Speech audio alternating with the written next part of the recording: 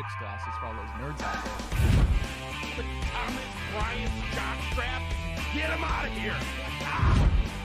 How does that not indicate to you, like, hey, sometimes, like, these prospects are awesome?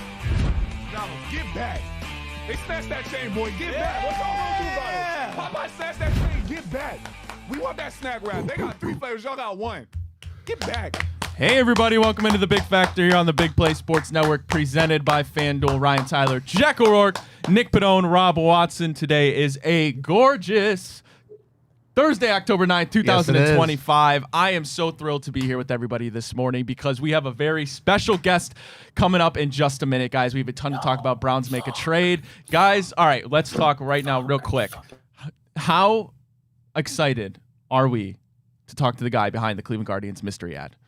You know, they always say don't meet your heroes, but I'd like to argue the contrary. I think today is going to be a banner day for this program, and I'm excited to get into the mind of someone who's probably just as upset as I am right now about the direction of this program. Yes, well, I'm very excited. Hopefully we'll be joined in just a minute, the man behind the mystery ad.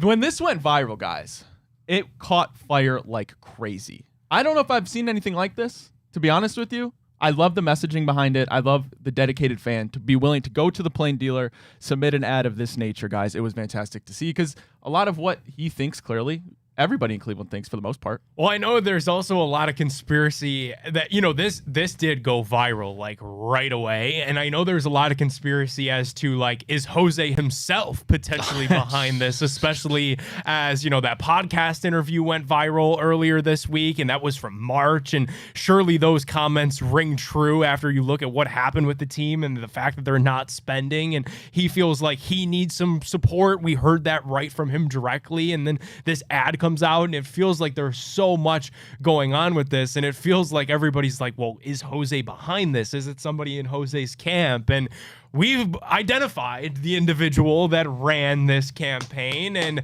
we are going to be bringing him in on the program momentarily, but it definitely was the story in Cleveland yesterday. And that's crazy because like we've got the Browns right now just doing the Browns thing. Yeah, where trading quarterbacks, trading starters off cornerbacks. Like, you know, we've got so much going on, but this ad really definitely had the pulse of Cleveland. All right, well, it is now my pleasure to bring in the man behind the mystery ad, fellas. Tim Rogers. Tim, before we dive into anything with the ad, man, we got to get the background. Tell us about how much of a Cleveland Guardians fan you are. Tell us a little bit about your background, how much you love baseball, because it takes a dedicated fan to go into the plain dealer, submit an ad, and get all the people watching.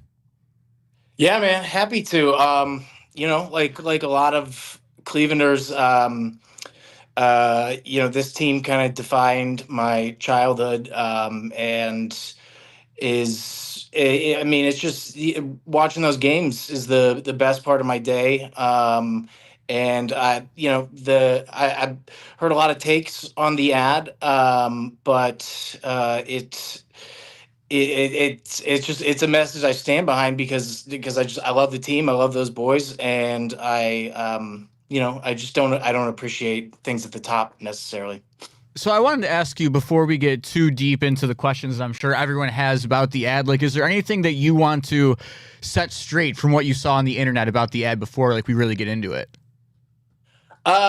Yeah, I mean, it would be awesome if it had come from Jose Ramirez's camp and they had reached out to me. I caught those like sort of tinfoil hat conspiracies a little bit. But that wasn't the case. It was just me, and it wasn't a reaction to the wild card series. I know it kind of feels like that with the timing, but it's actually been something I've been working on and planning for the better part of a year. Wow. So as some people actually pointed out on Twitter that the comment about how 76 years is long enough, that I did the math wrong because now it's 77. But that was just because I've been working on it since like last December. Oh, okay. Yeah, that is fascinating. You know, another kind of critique that I saw of it was the entire no vision thing and the either commit to winning thing. And so many people were quick to jump to the Guardians' defense and say, you know what? Well, they have won a ton of games in the American League over the last 10 years. And this is a team that's perennially in the conversation when you're looking at MLB wildcards or the American League Central Division and the history that they made this year. What's your response to those people that were quick to jump to the defense of the Guardians, because they have been pretty competitive for the better half of a decade, really? Yeah, I mean, if there's one part about the ad that thinking back, I don't love, it's the comment about no vision, because Paul Dolan has a vision, and a vision is to have a bottom 5 payroll, but a great front office, win 88 games, scrape into the wild card, and then pray for a Cinderella run. Like that's his vision. That's what he's been. That's what we've been saddled with for the better part of 20 years. But as for like the people who say, we're winning, you should be happy with that. I just like, are we winning because of Paul Dolan, or are we winning in spite of Paul Dolan? If we're doing this with $100 million a year, what can we do with 120 like Kansas City has, or 130 like Minnesota has? We clearly have the pieces in the front office to make shrewd moves. If they had a little bit of leeway to make mistakes and not have it totally tank our season, then we wouldn't have all these memories that we choose to forget ended in a loss. Like I wouldn't trade David Fry's home run for anything last season, and we just kind of selectively forget that it still ended in a loss to the Yankees, which was just absolutely gutting. I guess I'm tired of these kind of like participation trophy type memories, and it won't be real until we bring one home. So, Tim, people also want to know about you, because you're obviously not Jose Ramirez. You're not influenced by his camp. There were some conspiracies that maybe Jimmy Haslam or Dan Gilbert was behind this. Who really are you, and what caused you to put this in motion? Yeah, I'm a pediatrician out in Phoenix. Hell yeah. I moved out here from Ohio a couple of years ago. And so I mean the games start a little bit earlier for me. And yeah, kind of like I said, I mean my dad was from Shaker Heights. He was a diehard.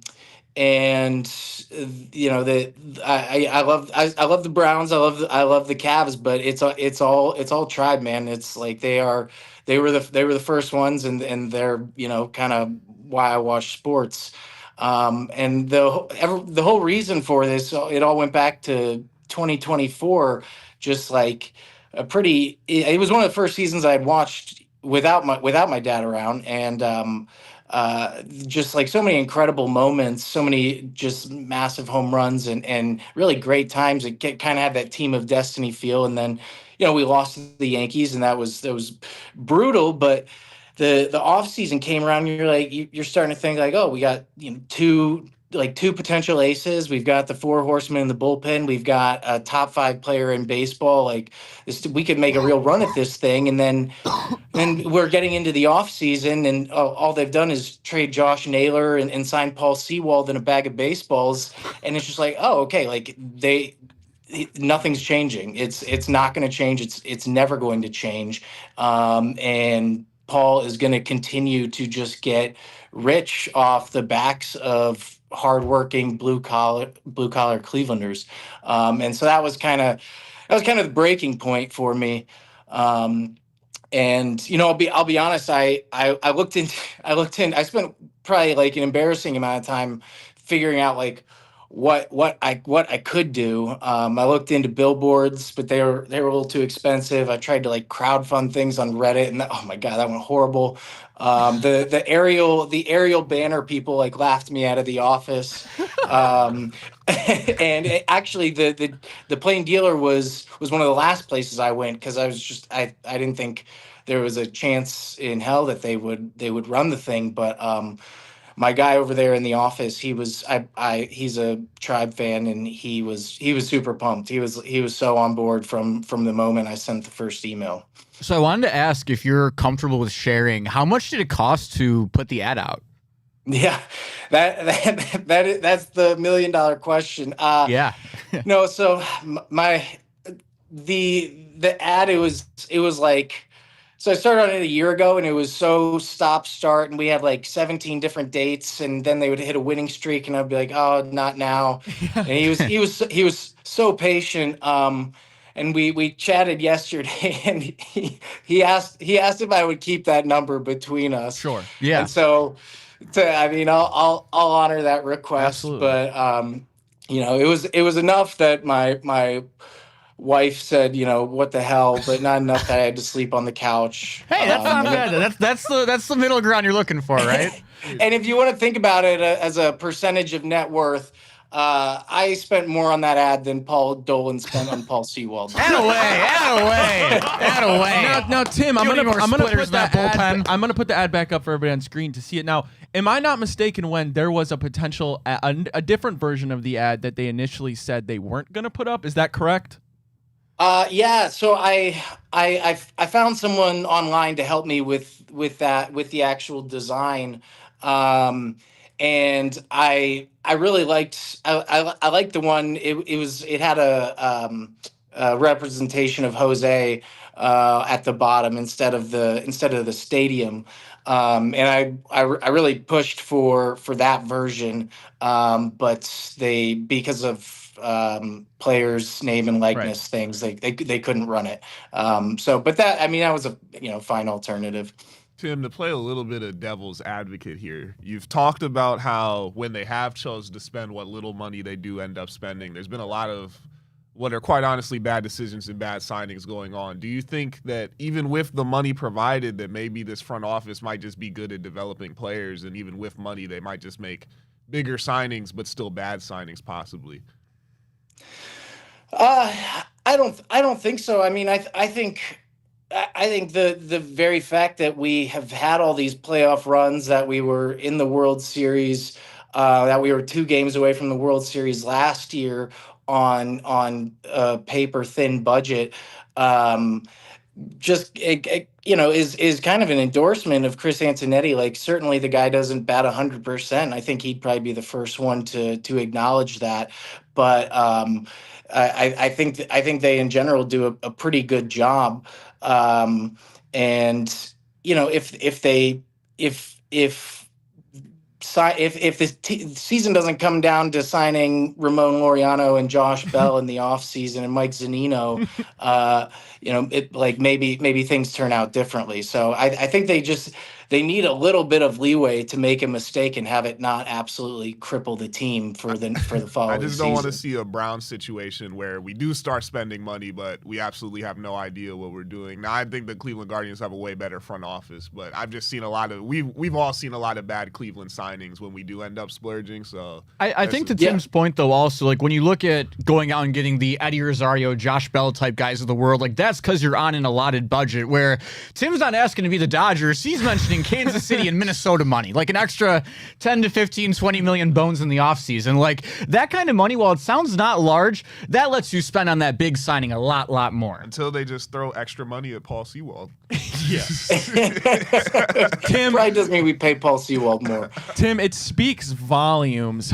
Like, what you did speaks volumes about how much fans care about this baseball team, how much they care to see them take the needed steps to compete with some of these big clubs. And when you have the advantage of clearly what is a great front office in terms of at least being smart with their money, getting to the playoffs so many times, it speaks volumes that fans, and you mentioned you're not in Cleveland at the moment, around the country, Guardians fans stand strong. Is there a message that you want to say while we're live right now to Guardians fans about just sticking with the team? I mean, to put out this ad, it speaks volumes. I'm sure Jose Ramirez appreciates it. We all certainly here, the Big Factor crew, appreciate it. It speaks volumes, man.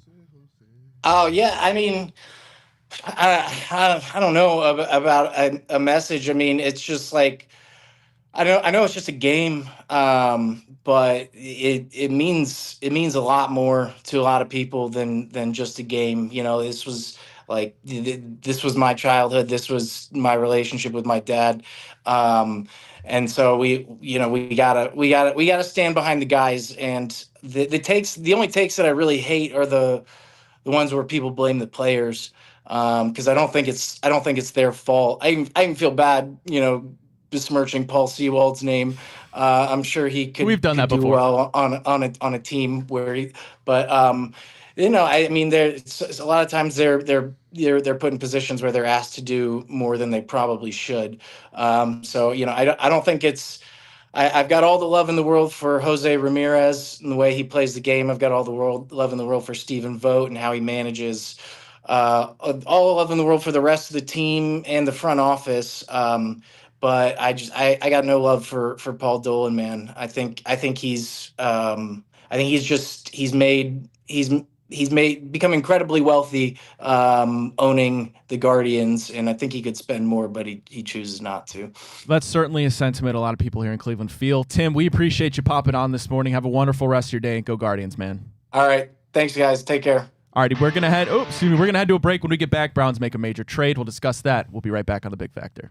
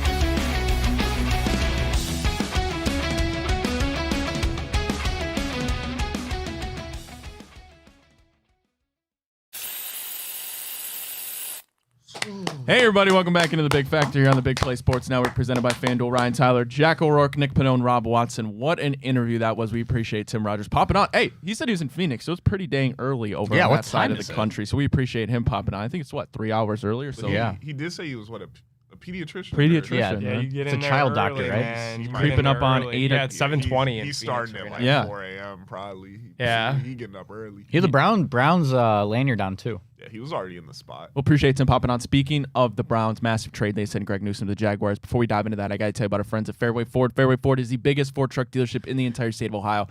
They have the largest selection of Ford F-150s and Super Duty trucks, and they won't be beat on price by any other Ford dealers. Don't let a short drive to Canfield prevent you from saving thousands of dollars on your new dream vehicle. Fairway Ford, the largest inventory of new Ford trucks, the lowest pricing, and same hometown level of service. Scan that QR code now or go give the website a visit, fairwayfordohio.com. That is fairwayfordohio.com. All right, guys, news broke pretty late last night. I think we were all up when we saw the news, the Schefter bomb, if you will. Browns are sending cornerback Greg Newsome to the Jacksonville Jaguars in exchange for Tyson Campbell, a cornerback alike, and a 2026 7th-round pick. We also tagged along a 2026 round choice to the Jaguars.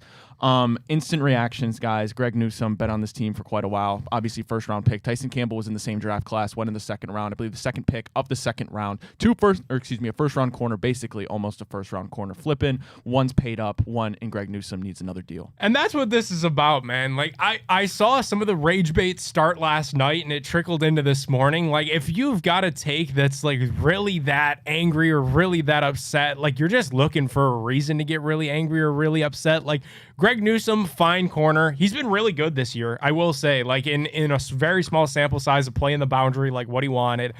Greg Newsome's been solid. However, like, you kind of knew, right, that the Browns were apprehensive to let him play that boundary spot. They definitely didn't want to pay him. You know, he's been in trade talks for, like, the better half of 2 years. So the writing was on the wall with this. I really like if there's a take to be had about this trade, it's more so about the fact that the Browns have now traded their week 1 starting quarterback and team captain, and now like Wednesday night you make that trade, you play a game Sunday. So to trade a starter on that defense, the Browns are telling you, white flag has been waved on this year. They're not trying to win football games this year. They're trying to figure out how they bounce back from the worst trade in the history of professional sports. They're trying to figure out how they cut that bad man after June 1st, and they're trying to find out how they can field the team next season while you're still paying that guy's full contract. So to me, that's what this was about. It's sheerly dollars and cents, and they were able to flip Greg Newsome for a very similar player. And he's already taken care of. He only counts for $3 million against the cap this year. They're $3 million saving it against the next cap. 2 years. Next year, like it's cheaper guy. purely financial. They got Jacksonville to take on those next 2 years of his contract at a discount. You would have to pay him about $11 million per, so you're getting him on a pure discount. You know Greg Newsome's going to be asking for money in the offseason. This is a guy they might be able to move into the slot. He's a very similar player where he's been debated where he fits best. His main weakness is that he gives up big plays. You're thinking maybe you could hide that with your pass rush. You know, teams aren't going to be waiting to throw the ball downfield with Myles Garrett rushing after him and all the other guys you got with him.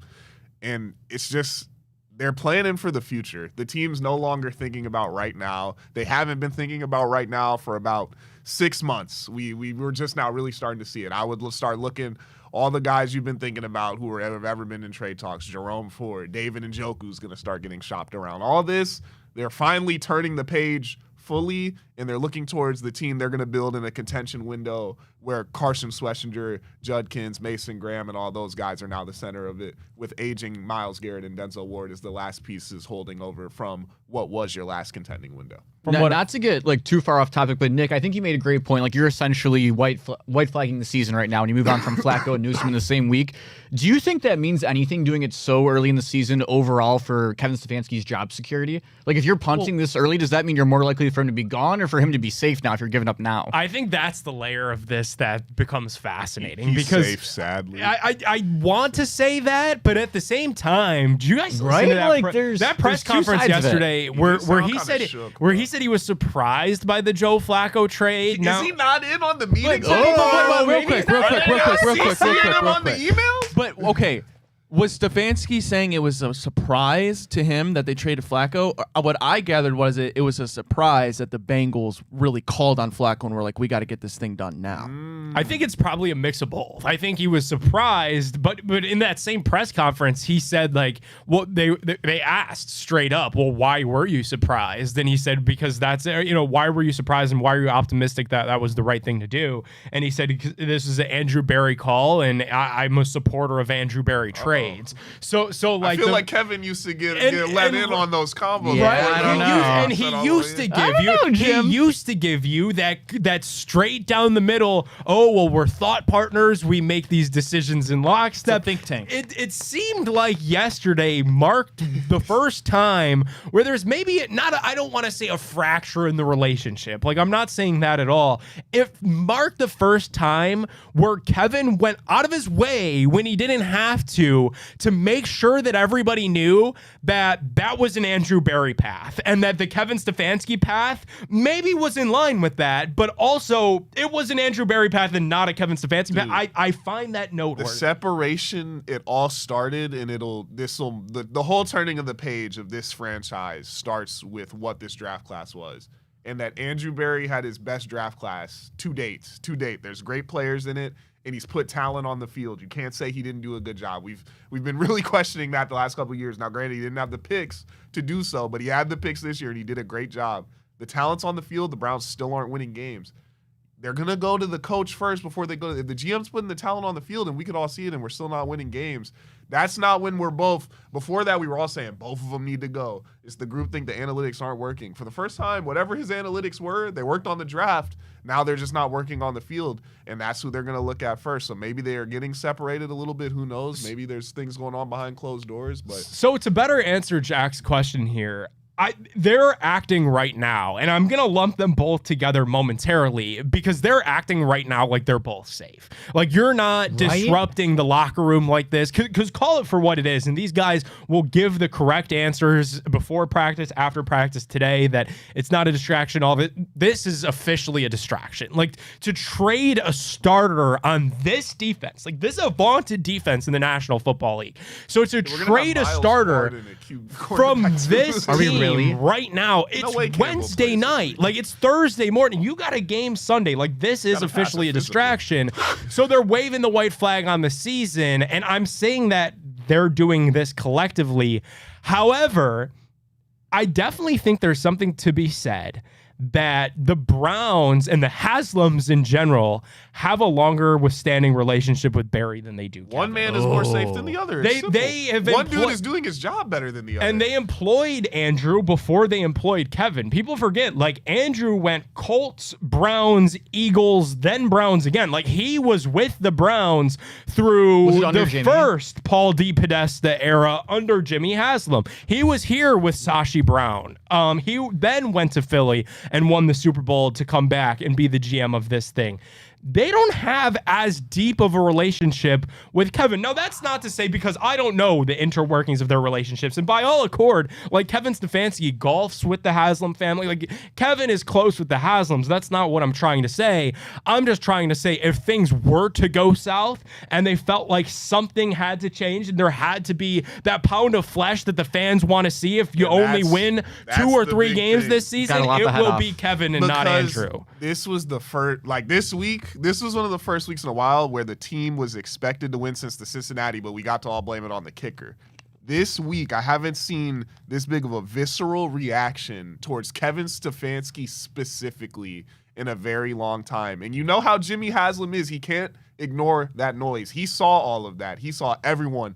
All the crash outs. Fire Kevin. His offense sucks. Kevin's not going to get it done. All this. Jimmy hears that. And subconsciously, whether he comes out and says it or not, we know he's reactionary. No matter how patient he's been with this regime for a while, you know how he is. And it'll start to creep into his mind if this continues. And Kevin might not be able to escape that for this whole season. If everyone keeps, all the fans, everyone, fire Kevin. If we start hearing chants, everyone's writing about it. Everyone's tweeting about it. You're starting to see it on ESPN. Jimmy's going to see that, and that's going to start creeping into his mind, man. You know how he is. Rob, building off that too, like Jimmy, to his credit but also his detriment, is a fan himself.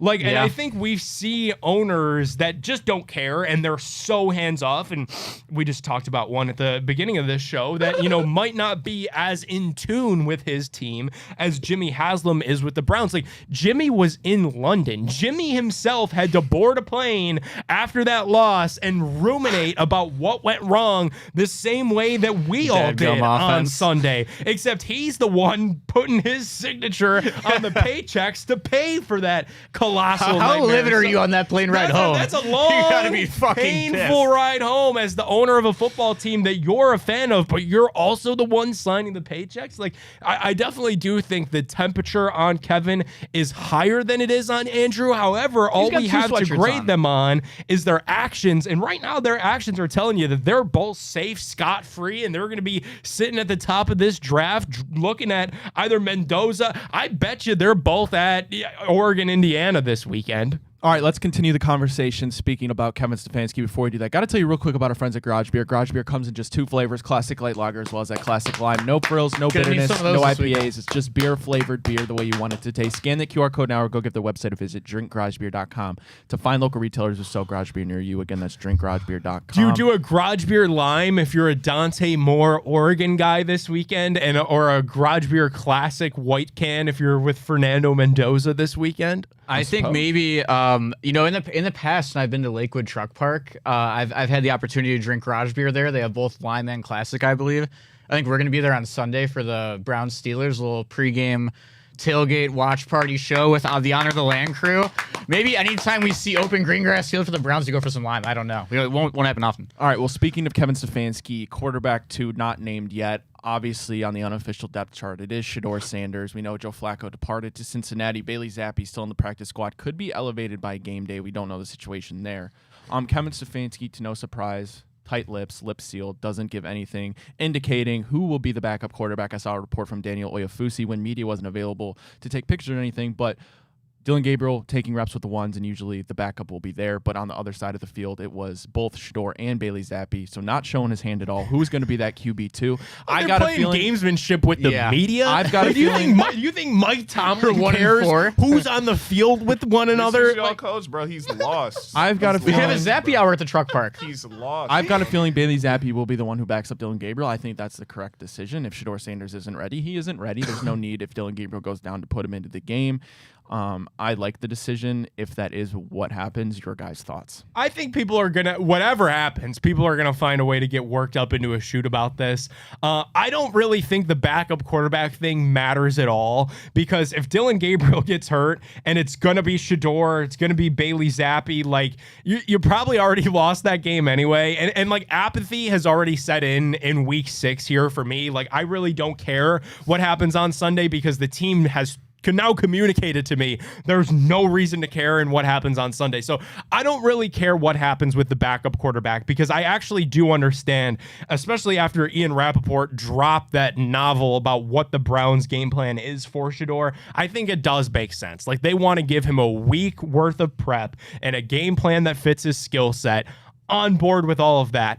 You'll lose me if Dylan Gabriel goes down and then they turn to Deshaun Watson or Bailey Zappi with a full week of prep before Shador Sanders. That's where you'll lose me. But if they want to make Zappi the backup quarterback in case of emergency, whatever, you already know what it is. You're not doing it. You're playing like it. The calendar just flipped to October and you're already playing for draft picks. So it's going to be really hard for me to get like hot and bothered about anything that they do with the backup quarterback. And going off, if say, crazy to assume, I think in my opinion, that Dylan Gabriel just gets hurt this week, by the way. But say he did, you start whoever next week, Bailey Zappi, then you go bye week next week, you have to get Shador Sanders ready.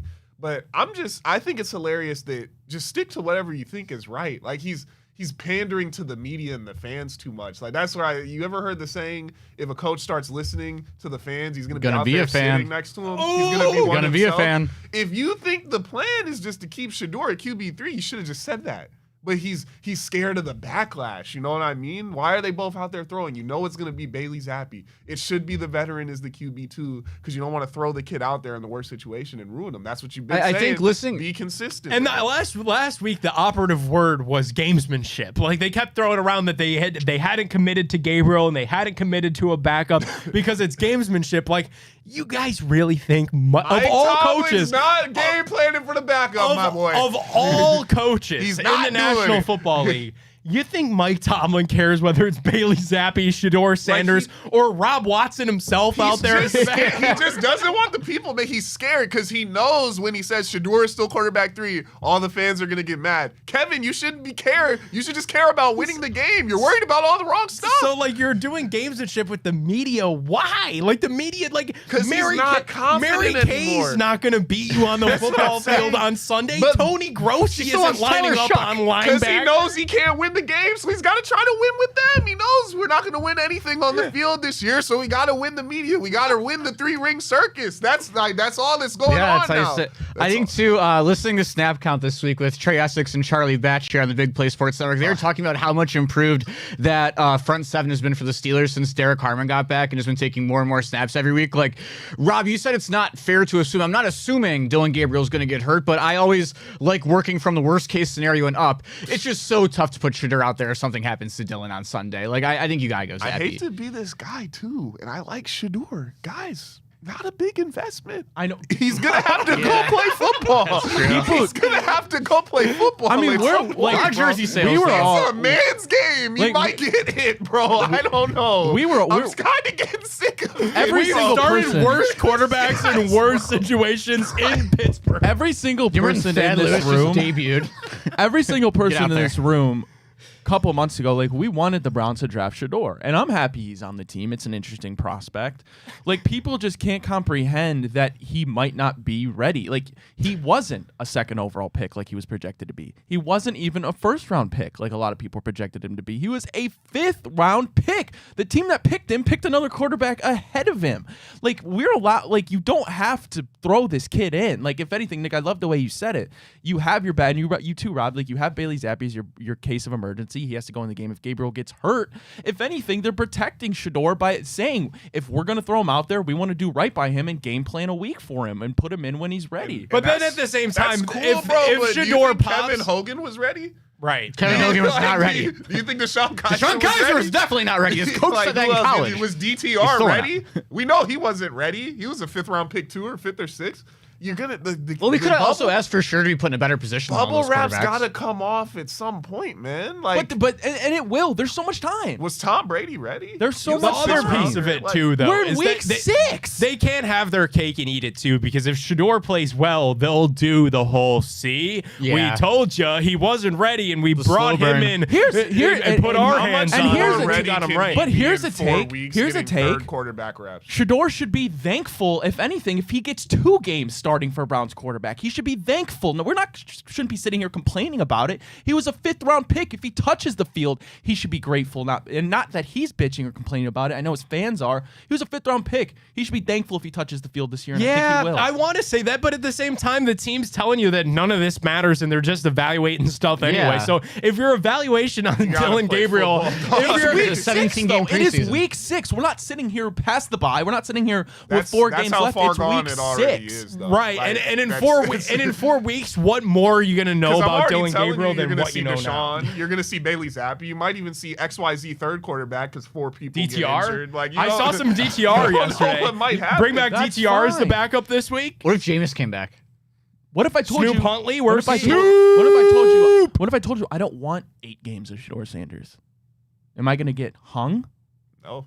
People will be mad. I mean, we might as well fire up the Mendoza jerseys. Yeah. I just don't get the master plan. The master plan they built for 18 weeks. There isn't a master plan. We're gonna see it all in No. April. clearly there isn't a was master none. plan. There was no Okay, master plan. The plan that they built in 18 weeks got accelerated when we realized Joe Flacco. Well, it got accelerated in preseason when we realized Kenny Pickett was trash. Then we realized Joe Flacco couldn't play anymore. Now we're already on Dylan Gabriel. They were probably estimating about week 10, 12 before we even got to Dylan Gabriel. And we got to that in week 5. So you're hoping he could last a little while, but then you're going to have to turn the page again. Now you got the class of emergency, Bailey Zappi. And oh man, Deshaun Watson's there. But at some point, there's only 3 more quarterbacks, and we know Browns quarterbacks don't last. You're going to see everyone at some point. And if you're not ready to play when your number is called, that's pro sports, man. You better be ready. So I don't care who you are. I don't care who your dad is. I don't care where you're from. I don't care about anything. Are you going to go out there and throw a touchdown or no? That's all I care about. All right, well, we got to move on. I got to tell everybody because 'tis the season about Bloodview Haunted House. Ready to get into the Halloween spirit? We can grab your friends and head to Bloodview Haunted House in Broadview Heights. It's not just a haunted house. It's an interactive experience where the nightmares come to life, and the best part about it all, every ticket helps support local charities. They're open weekends through Halloween. Friday and Saturday nights, they're open till midnight. Sundays, they're open till 10. So if you're looking for big scares and a good cause, Bloodview is the place. You can get all the details at bloodview.org. And today, it is a Thursday, but they are open tonight. A lot of schools off for fall break Friday, tomorrow. So today you can go tonight, I should say, Bloodview Haunted House. Matter of fact, we're going to be there tonight at the Bloodview Haunted House. Super excited to check it out, give it a visit. I haven't been to a haunted house in ages, guys. Jack, I know you're not the biggest fan of getting scared, but we're still It going to cannot make be worse than whatever Paul DePodesta is doing right now. We're still going to make you go with us because Halloween is right around the corner, guys. It's going to be here before you know it. Bloodview Haunted House open Friday, Saturday till midnight. Sundays, they're open till 10. But if you're looking for something to do tonight, the kids got school off tomorrow, you're looking for a scare, looking to get in the Halloween spirit, Bloodview Haunted House is the place to go. We'll be there tonight, guys. What's the Can I be scariest honest thing on you th- could see? You could turn into a room and be like, it's Deshaun Watson's 2026 contract. It's fully guaranteed. $80 million. 7 quarterbacks on payroll for this year. Oh I my am God. I am a little bit nervous. I'm not gonna lie to you guys. I believe in full transparency. I'm kind of nervous. I'm so felt excited. I felt that vibe from you before the show today. Do you like? Yeah, it wasn't like big interview day. No, it is. There's a chance So that you don't watch embarrassed. scary movies or anything? I don't. I'm Like actually I will. starting to get scared. Not scared. What? I'm like kind of mad I'm gonna miss this because while I don't love being scared, I feel like it would be hilarious to see you at a haunted house, and it would. Make I'm scared of the rest of it by seeing you. Yes. No. It'll be good entertainment. That's what I can tell you. All right, guys. Joe Flacco ready to suit up for the Cincinnati Bengals to take on the Green Bay Packers. Can he beat them twice in a season? That would be something. It's been quite a while since a player has done that.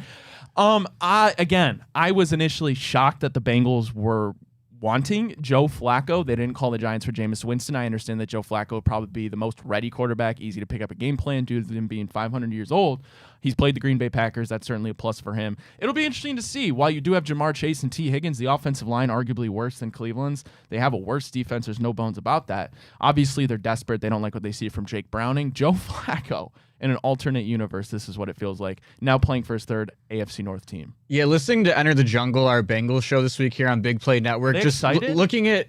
So James Rapine, just because he's so analytical and just like cerebral the way he goes about everything and explaining like the analytics of like why this or that will work for the Bengals, I could just see like the words coming out of his mouth, but his eyes just not believing what he was saying at the exact same time. Like they're at the point where they're just throwing shit at the wall and hoping something sticks. And they already, before Joe Flacco has even played a snap, have thrown out the, okay, so if Joe Flacco doesn't work, what are we doing before the deadline? So I don't know how confident they are in Cincy about Joe Flacco. Yeah, which like you kind of have to get because you look at what happened here and it was not good, and you look at that offensive line and it's not much better than this one. Did you see their run like, blocking graphic? Yeah, like dude, they're bad right now offensively, and we kind of are too. But if Joe Flacco could do one thing, and I just have to believe that he can still chuck that football down the yard, and if he could get Jamar Chase loose and T. Higgins loose, like he's gonna be better for it. I'm curious to see. Like, this is going to be very similar to watching your ex on social media. Like, that's what Sunday's going to be for the Browns. I just don't understand the move. He's not mobile at all. Well, and we talked about this. Did Zach Taylor, did they watch the Browns play? The Bengals?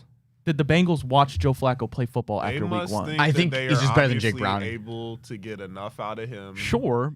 But he's going going to be more than Jake Browning, and that's what they thought they could get for the cheapest price without giving up too much. Because they were looking at like Drew Lock and stuff. So like of the options, I guess like Joe Flacco's got the pedigree. And when you look at what they have to do, like Joe Flacco, they're not asking Joe Flacco to even do what he did for the Browns in 2023. They're just asking them to keep this thing alive for the next month and a half and give Burrow a shot to come back and save the season. Like, that's all they need is like treading head above water.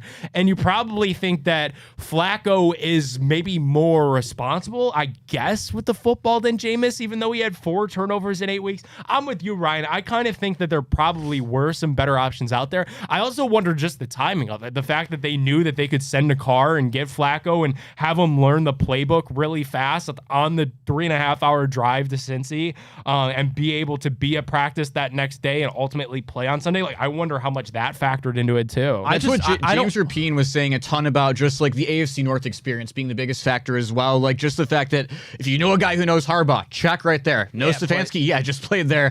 He's faced Mike Tomlin 1 billion times. Like, it just makes so much sense. He can come in. He's 40 years old. He's seen everything. He's done everything. He can learn anything so fast. But I get all the arguments, but to me, one, what was the price going to be on Jameis Winston? I can't imagine it was going to be that expensive. Same thing, right? Two, round pick, maybe. Like, AFC North experience, okay, Jameis Winston been in it for a little bit, but it's the fact of if the price was the same, I get you wanted to get Joe Flacco in here for Green Bay. You needed the change fast. Well, one, does that really favor you, or does that more so favor Green Bay, the fact they already played him? Two, like Jameis Winston, at the very least, I think could keep Jamar and T. Higgins a lot more happy than Joe Flacco can. He's a little bit more mobile. Jameis Winston, not going to give a fuck. He's going to go throw 30 picks in Cincinnati, but Jamar Chase is going to end up winning possibly again Offensive Player of the Year with a guy like Jameis Winston. So I don't know. We'll see. We'll see how it works out. All right, we're out of time. Before we go, we got to talk about our FanDuel parlay of the day. Nick, why don't you tell us a little bit about FanDuel before we reveal it? FanDuel has a deal for you that you don't want to miss. While we'll be at Bloodview Haunted House this evening, there will be Thursday night football that you guys don't want to miss out on. New customers on FanDuel can bet just $5 and get $300 in bonus bets if you win. That's right. You pick a bet, you bet $5. If it wins, you'll unlock $300 in bonus bets to use all across the app. You can build parlays, bet player props, ride the live lines. Whatever your style, FanDuel has you covered. The NFL season, it's here. Thursday Night Football tonight. The only question now, are you ready to play? Visit FanDuel.com/bigplay to download the FanDuel app today and get started. You got to be 21 plus and present in select states. First online real money wager only. $5 first deposit is required. Bonuses are issued as non-withdrawable bonus bets, which expire 7 days after receipt. Restrictions do apply. See full terms at sportsbook.fanduel.com. Gambling problem, call 1-800-GAMBLER or visit fanduel.com/RG. All right, Jack, we got a little bit of hockey action on our last parlay. I think we're doing it again, mixing in with some baseball. Take us away. Let's do that hockey.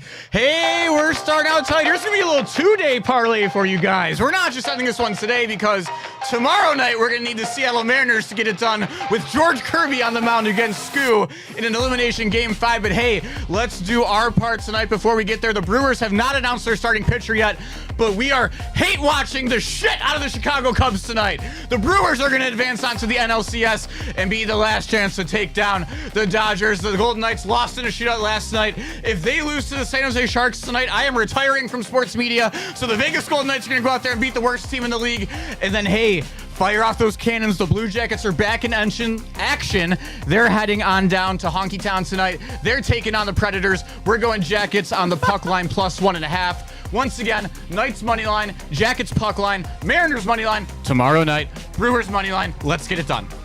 Alrighty, you heard it there from Jack first. Guys, by the way, Brian Baldinger on The Fan just had some pretty strong words defending Kevin Stefanski. Food for thought. Maybe we'll talk about that tomorrow. Appreciate everybody tuning in to The Big Factor on the Big Play Sports Network. Ryan Tyler, Jack O'Rourke, Nick Padone, Rob Watson. Shout out our great partners at FanDuel Sportsbook.